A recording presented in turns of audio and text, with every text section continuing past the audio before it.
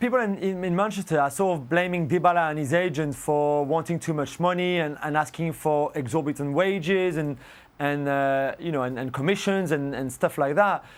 But let's not forget here that Paulo Dybala would have to go from Juventus to Manchester United, which is not really the most appealing of transfers, let's be honest, and the most attractive of transfers. No Champions League, not a team that will compete for the title by any stretch of the imagination either.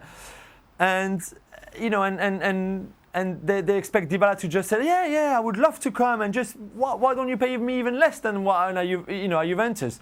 He wants more money, and he wants United to make a more attractive offer to him than what they've been doing so far. So I don't think you can really blame him for trying to get more money and trying to make that move a bit more attractive.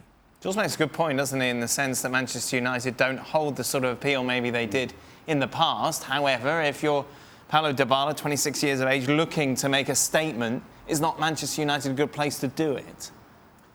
I don't believe so.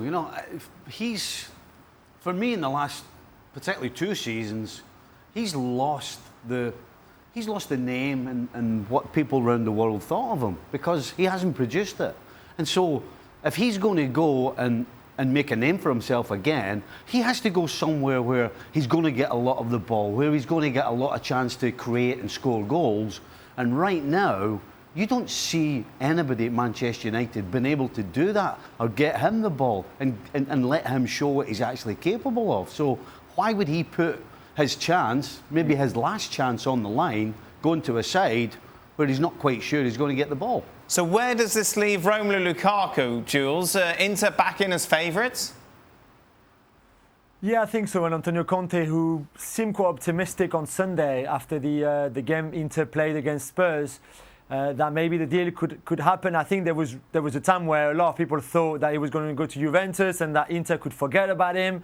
The fact that Dybala, now that he's not moving to Manchester, the deal from Manchester to Juve for Lukaku cannot happen now at all. So Inter seems to be really the only club now able to afford him, where he would actually want to go as well. And with a manager, Antonio Conte, who's really keen on the player. And probably, to be fair to Lukaku, I think he would fit Conte and Inter style of football far more than Sarri and Juventus. I still can't picture in my head how Lukaku and Sarri would have got on together at Juventus. So personally, I think Inter would be a much better move for Lukaku than Juventus would have been.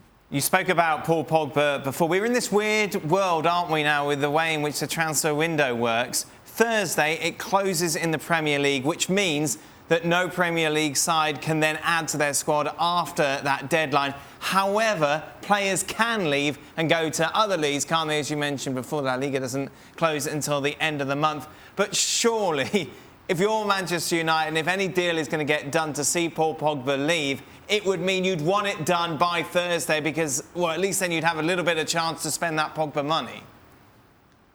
Yeah, you're right. And hopefully for United and whoever is in charge over there of the transfers, whether that Ed Woodward or someone else, maybe, whoever, let's hope for them that they have a plan in place as well, just in case Madrid arrive with, a bigger offer and better offer than the one they've just made with the 27 or 30 million euros plus James Rodriguez, which obviously was turned down. But if they can come up with something better than that and bigger than that, then United would have a plan in place already to go and get another midfielder, maybe to go and get an attacking player or maybe another defender to spend a bit of that Pogba money.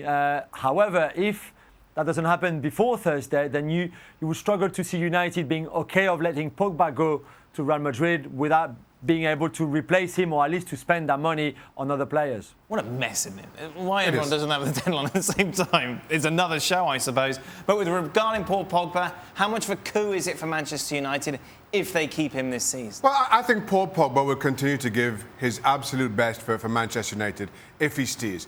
As much as he wants to go, he doesn't impress me as the kind of person or the kind of player who will throw all his toys out of the pram, who won't try for Ole Gunnar Solskjaer and Manchester United. He'll give as he always has. And did we see that last season? Did we see Paul Pogba giving 100% in every match? Listen, he wasn't great, but I don't think that's Paul Pogba being, as I say, being upset with the club or throwing some kind of on-field protest. It's just he wasn't playing that well. The system didn't suit him. Sorry, Shaq. If you think Paul Pogba's not bothered, then why would he be standing at the end of the season in front of the Stretford end trying to argue and plead with them? That tells you he's bothered.